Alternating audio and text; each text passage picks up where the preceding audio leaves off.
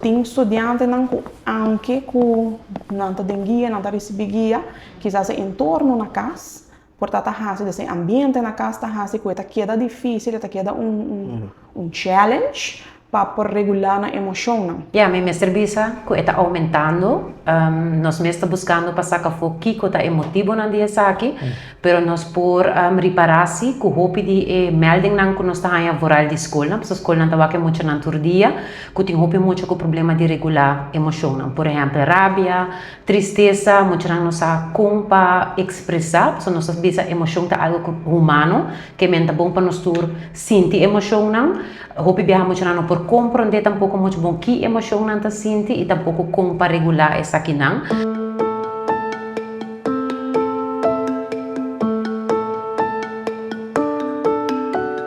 A sobra, coisa principal é modelo. Quem está modelar como está regular a emoção.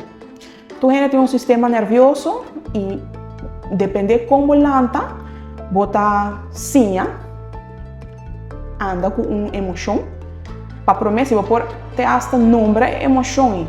Passou, tem bambis estudante não está experienciar, não está a rabia. Você te promete que não está a. Pero ora vai seguir puntra, seguir investigar mais profundo, botar o aco, vai rabia de outra emoção, de uma emoção secundária. Então, se estudante mesmo e te ora te hasta maior não hasta, portanto não te reconhecer emoção aqui.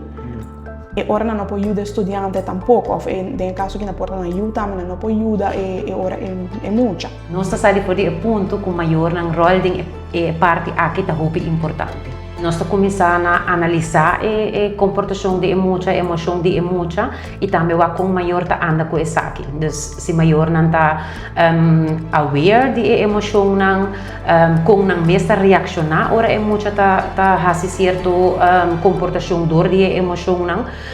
Então, assim nós estamos começando a puzzle out que está bem no rubês e como nós por ajuda maior para por ajuda emocional regular, mas melhor para nós mira isso aqui como uma tarefa primordial de maior. Isso aqui é um problema mundial. Isso aqui não é um problema solamente de Aruba. Então, não é necessariamente latiganos, mas sim nós começamos a tomar ação sobre isso aqui. Me diz que é importante para nós dar um exemplo. Então, a energia frona mesmo está curso ng mesmo ser começa a trabalhar na inteligência emocional. Pastora, assim na como ta convey a lesson towards nos jovens. Nanta assim a hope mais through behavior que through words. Kasi order po bisa 30 biya, baywara po pa yan, baywara na pa yan, guna nota siya. Pero bo aksyon nan, tawara recorded much stronger. So, I think the first step is emotional intelligence pa nos adulto nan, junto com nos jovens.